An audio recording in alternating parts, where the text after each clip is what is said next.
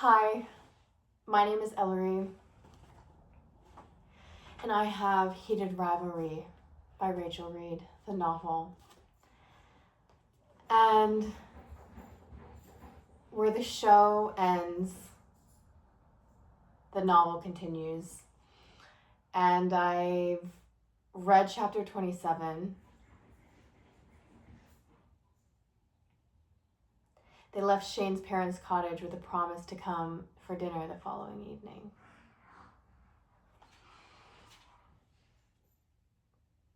They drink a little bit of vodka. They kiss. This was going to be his sex life now. No more meaningless but undeniably hot one-night stands. No more booty calls while he was on the road. He was going to give it all up for this chance at something lasting, for the chance to hold the heart of the beautiful man who was exhaling Ilya's name like it was the most important word in the world.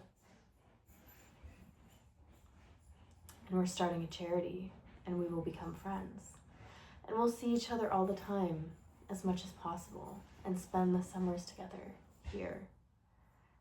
Yes. They kissed again. Ilya couldn't believe that they had solved this impossible problem.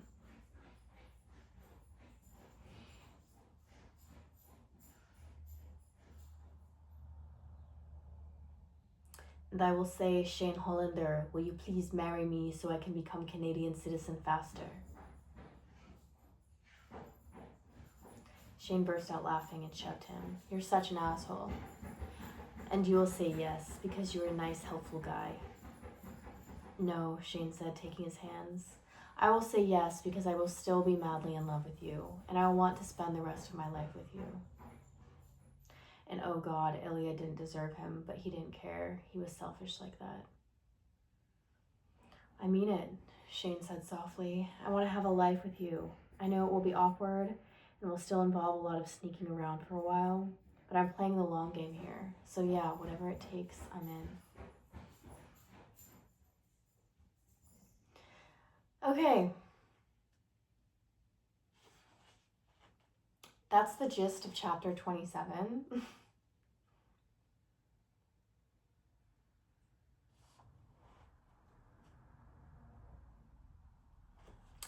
Oh. Ends with this joke.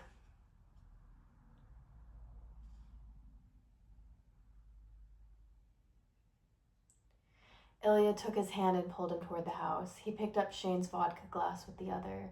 No sense wasting it. And tomorrow I'm going to keep you in bed all day. All day, huh? Yes. Bring the bottle in, yes? And maybe the day after that also. For 2 weeks, Ilya shrugged. I could maybe extend my stay. Shane plunked the vodka bottle on the kitchen counter. You can. A little, yes, if you will have me. I do have some other hot Russians coming to stay with me in a couple weeks. Ilya gasped. Shane Hollander, you have never told me that I am hot before. Shane frowned. I haven't. No, I would remember. Well, I mean, obviously you're hot. Like, I can't believe I get to kiss you hot. Come upstairs, you can kiss me and tell me about Ottawa, and maybe get me off because I'm fucking dying. Shane raced past him to the stairs. Only if you beat me. Game fucking on, Hollander. And that is chapter 27, which follows, which I've read. You get the gist. The epilogue.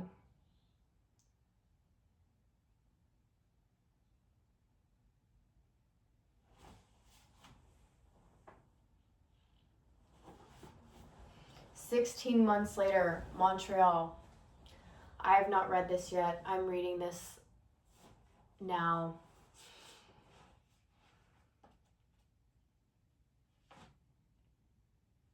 Are you listening? Are you excited? 16 months later, Montreal. He tripped me. Hey, what the fuck, ref? That was tripping. Shane glared up at the ref and then at Ilya, who was looming over him in his Ottawa jersey. You fell, Ilya said. I didn't fall. It was tripping. Yes, it was you tripping over your own skates. Get fucked, Rosanov. Ilya's lips quirked up. Was planning on it. Now Shane had to bite back a grin. He rose to his knees, then stood, still mad as hell. Ilya had totally tripped him. The crowd was booing, cursing Ilya's name, and Shane got up in his face. Stop being an asshole. Stop falling down. Shane grabbed him in the chest with a gloved finger. He heard the crowd roar its approval. You can't beat me without cheating. Ilya raised an eyebrow. You don't think? Someone grabbed Shane's arm and pulled him away. All right, keep it in your pants, you two, Jesus. Hi, Hayden, Ilya said, grinning. I still don't like you, Rosanov, Hayden said. Oh no! How can I impress Montreal's 15th best player? Shane, I'm gonna punch him. Don't. I'm gonna punch him. No, you're not, the ref barked. Get back to your benches, all three of you. It's a commercial break, so cool off. Ilya winked at Shane and then skated to his bench. Shane could feel his cheeks burning. I still can't believe he's here, Hayden grumbled as they headed for their own bench. Quiet. I know, just fucks me up thinking about it. Then don't. I mean, I could have found you a nice dude if you've just... Shut it. They had reached the bench, and although Shane had come out to his teammates last season, he hadn't told any of them about Ilya. Hayden had done the math and figured it out after a Boston road trip a month ago. Hey, can I ask you something? He had said as they'd walked to their cars after arriving home from a road trip. You know how you used to go meet up with your mystery man every time we played in Boston, but now you don't? We broke up, Shane said quickly and unconvincingly. Uh-huh. But you've been driving to Ottawa a lot this month. Yeah, my parents live there. I've been visiting. Your parents have always lived there, and they drive to Montreal even more than you drive to Ottawa. So I have another theory. I think your mystery man is Ilya Rosanov. Shane had been flooded with a mixture of fear and shame, but also relief. He didn't say anything until they'd reached Hayden's car, and then he'd blown out a breath and nodded. Hayden had blanched. Holy fuck, I was sort of joking. Are you for real doing stuff with Rosanov? Yes. Wait, seriously? Did he sign with Ottawa to be closer to you? What the fuck is happening? It's one reason, yes. Hayden had turned and placed both hands on the roof of his car, leaning forward like he was trying to breathe through a cramp. Shane, this is not good, buddy. It's not ideal, no, but I love him. Hayden had looked at him after he'd said that like Shane had sprouted wings and a tail, and Shane had been sure he'd just lost his best friend. But instead of yelling at him or getting in his car and speeding away, Hayden just nodded and said, I think I need to meet him properly then. They had met properly once since then, but it hadn't gone particularly well. Hayden couldn't think of Ilya as anything but the enemy, and Ilya had responded with relentless snark, so they weren't exactly friends. You sure you want to do that press conference tomorrow? Hayden asked. I mean, no one knows that you guys are friends right now. You could keep it that way. I'm sure. Shane was definitely sure. He and Ilya had been planning for tomorrow for over a year. 16 months. He had sold the hookup building, and Ilya had sold most of his car collection. With the combined earnings, they'd started the Irina Foundation.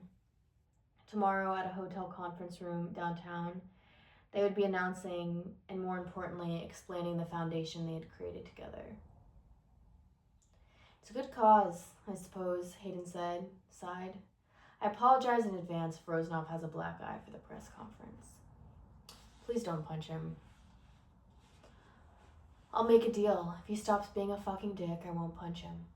Shane grimaced. Ilya was definitely going to have a black eye tomorrow. Ilya found Shane in the bathroom down the hall from the conference room. He was gripping the counter and staring into one of the sinks. Relax, Hollander. Relax, Hollander, Ilya said. He was probably as nervous as Shane was, really, but Shane was much worse at hiding it. Ilya put his hands on Shane's shoulders and rubbed gently, careful not to wrinkle his light gray suit jacket. I'm nervous, Shane said unnecessarily. I know. We've been planning for this day for over a year, and now it's here and I'm scared. I don't even know why. Our plan has worked perfectly so far. Too perfectly. I keep waiting for something to go wrong. It had seemed too easy so far. When Ilya's contract had ended with Boston, Ottawa had been all too happy to sign him. Ilya had bought a large private house on the edge of the Ottawa River with a 4-car garage. The garage currently held 2 sports cars and a very sensible Mercedes SUV. It is good in snow, Ilya had explained sheepishly when he first shown it to Shane, for driving between Ottawa and Montreal. They had agreed that it would be easier to continue in secret if they weren't both living in apartment buildings. So Shane had bought a house in Brossard that was still close to the team's practice facility. Ilya wrapped his arm around his boyfriend now to pull him back against his chest. Shane met his eyes in the mirror. Your cheek looks better than I thought it would. It's still sore. Serves you right. You're an asshole to Hayden. Hayden is an asshole to me, Shane sighed. I have terrible taste in men, for friends and boyfriends. He closed his eyes and tilted his head back against Ilya's shoulder. We'll be fine, Ilya said. He kissed Shane's temple and nuzzled his hair. Don't mess my hair up, Shane murmured, but he was smiling. Jesus. Ilya turned his head to see Hayden standing just inside the door with his hands over his eyes. I'm still not used to that. You guys know this is like a public bathroom, right? Ilya dropped his arms and Shane stepped away. Hayden was right. Shane and Ilya weren't even out publicly as gay and bisexual, let alone a couple. They'd agreed that they'd wanted their private lives to be their own and they would only tell the people they wanted to include in that life. So far, it was a very small circle. A small circle that, much to Ilya's chagrin, included Hayden. Anyway, Hayden said, looking at the wall and nodded at them. Shane, your mom asked me to look for you. They fixed the audio problem, so you can start anytime. Okay, thanks. We'll be right out. Hayden nodded. I'll stand outside the door, but you have like 2 minutes tops, all right? Don't, start anything. Ilya knew Shane was rolling his eyes. We won't. Geez, Hayden. When the door was closed, Ilya laughed. He thinks you can't come up in 2 minutes? Oh, shut up. Ilya grabbed his hand and pulled him close. I want to tell you before we do this that I am very happy today. My mother would have really liked this, and I think she is with me today and proud. Oh, oops, now Shane's eyes were glistening.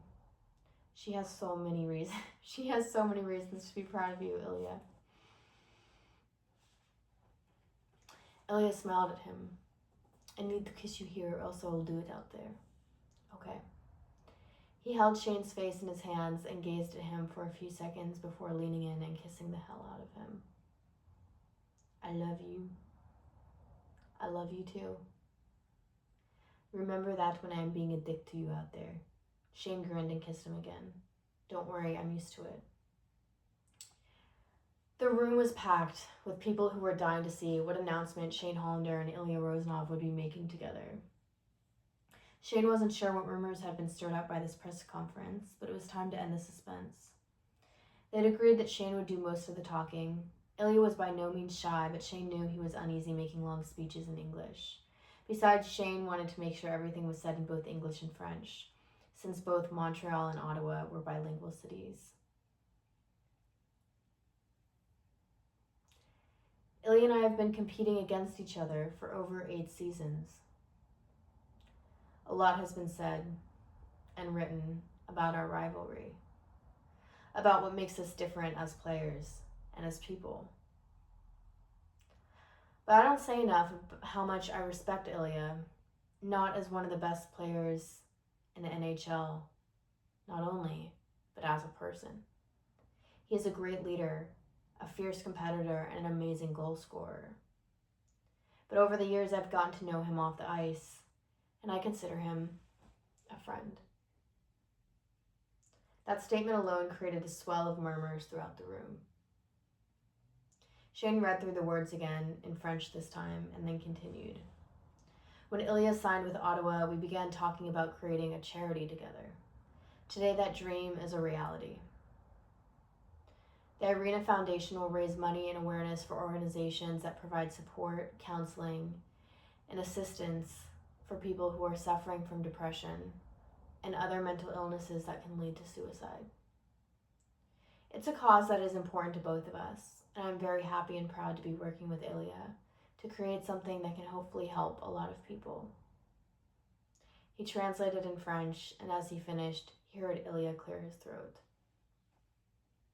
I can only say my part in English. He smiled, which made the audience laugh. This is not in the notes, but I want to say that the Irina Foundation is named for my mother. She battled depression without help for many years. She had no support, no medical treatment. Shane didn't think. He just reached out and placed it on Ilya's forearm, where it rested on the table. He hadn't expected Ilya to say any of this, but looking at Ilya now, Shane knew he needed to say it. He needed to say it. My mother died when I was 12 years old. She lost her battle. This foundation is for her. It is to help people like her, so they do not have to fight alone. Ilya looked down at the table and sniffed. Shane patted his arm, wishing he could hold his hand or kiss his hair. His chest felt tight, and his eyes burned. After a long moment where you could have heard a pin drop in the crowded room, Shane spoke. Thank you, Ilya. He went on to explain the hockey camps they would be hosting in Montreal and in Ottawa that summer, with all proceeds going directly to the foundation. He named some of the organizations they planned to focus on when they made their first donations, and he announced his mother, Yuna, as the director and treasurer of the foundation. Neither he nor Ilya could imagine a better person for the job. He ended by talking about their website, where people could make donations online, and then opened the floor to questions. When it was over, Shane pulled Ilya out of the room. He texted Hayden, "Need you to guard the door again." Shane herded Ilya into the bathroom and pushed him back against the door as soon as it closed. He confirmed that the room was empty and then said, "Oh my God, come here." He stood on his tiptoes and kissed him. "I didn't think you'd say any of that." "Neither did I." They kissed again, completely unhurried, and Shane really hoped Hayden had gotten his text. "I wanted to kiss you out there," Ilya said. "I wanted to climb into your lap out there. I'm so fucking proud of you, Ilya. I'm proud to be with you. I want you to know that even if we keep it a secret, I'm proud to be with you." "I know, me too. When the time is right, we will stop being a secret." Shane still wasn't sure when that would be. They had talked about waiting until one or both of them had retired, but that seemed like much too long a wait. Shane felt he could easily play for another 10 years at least. "Are you sure you need to go back to Ottawa today?" "Yes, and you are flying to Chicago tonight." "I know," Shane sighed. "This is why I want my pilot license. Would be faster." Shane groaned. "Please don't get your pilot license. I will be very mad if you fly into a mountain and die." "Oh, sweet." There was a knock on the door, followed by Hayden's voice. "Hey, could you guys wrap it up maybe? I kind of need to get in there for legitimate bathroom reasons." Ilya sighed and stepped aside, and Shane opened the door. "Good press conference, guys," Hayden said as he strode past them toward the urinals. "Sorry about your mother, Ilya. That sucks." Ilya gave Shane a look that said, "This is your best friend?" Shane ignored him. "You think it went okay?" Shane asked Hayden. "For sure. It's like powerful, right? Rivals coming together for a greater cause. I mean, no one in that room knows you guys are all in love and shit." He finished in the urinal and went to wash his hands. "But the way you were looking at Ilya, Shane, I thought people were going to figure it out. Hell, I thought you were going to start sucking his face in front of the whole world. Like Hunter." "No way," Shane said. "We have better control than Scott Hunter." Hayden flicked the water off his hands, then rubbed them on his pants. Would have been memorable, though. Not really what we wanted the focus to be today, Shane said. Okay, well, I've got to take the twins to a birthday party, so I have to split. Hayden stepped forward and hugged Shane, then with some hesitation, he extended his hand to Ilya. Ilya shook it, then patted him on the back. Thank you, Hayden. Yeah, well, sorry about your face, I guess. Not that you didn't deserve it. It's okay. My face can heal. Your face, however. All right, Shane interrupted. That's enough. Bye, Hayden. And shoved Hayden out the door and then turned to Ilya. I'm going to go find Mom. Come find me in a bit, okay? Yes, I will.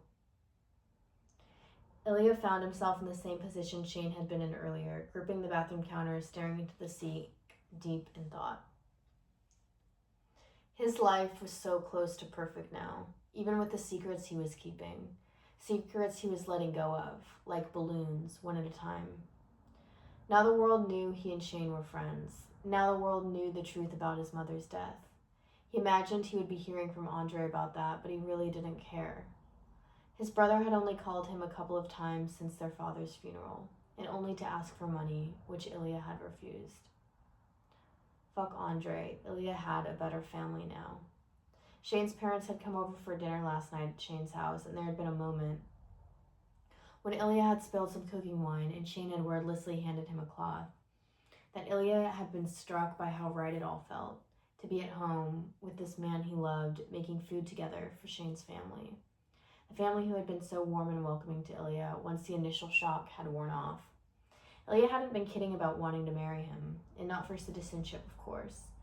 He wanted to be Shane's husband, and to live together, and maybe even raise children together. Not as many children as Hayden had, but like a reasonable number. Ilya had been snarky about Scott Hunter's lack of self-control, but sometimes he was dying to do the same thing.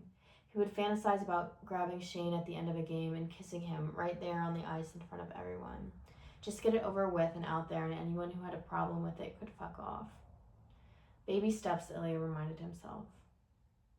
The All-Star game was coming up, though, and he and Shane would be on the same team again. Ilya was only about 60% sure he wouldn't kiss Shane against the boards if he scored a goal off of a pass from him. Ilya smiled at his reflection in the mirror and smoothed his tie. We'd have to warn Shane about the possibility of being kissed at the All-Star game, just to stress him out. He pulled out his phone to check the time, and a message popped up. Don't leave without saying goodbye. Ilya wrote back right away. Never. He had a surprise for Shane, actually. He had booked a room in this hotel. They had less than 2 hours before Ilya needed to hit the road, but after years of practice, they were good at making the most of an hour or two of privacy. 11:26, he texted and waited for Shane's reply. Shane, seriously, best news ever. See you soon. Ilya chuckled, set an alarm on his phone, and went to meet his boyfriend.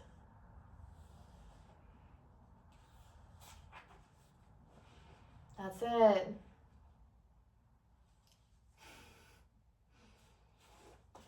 There's another part, my dinner with Hayden. I won't read. Thank you for watching. I love you. I love you. I love you. I love you. Good night.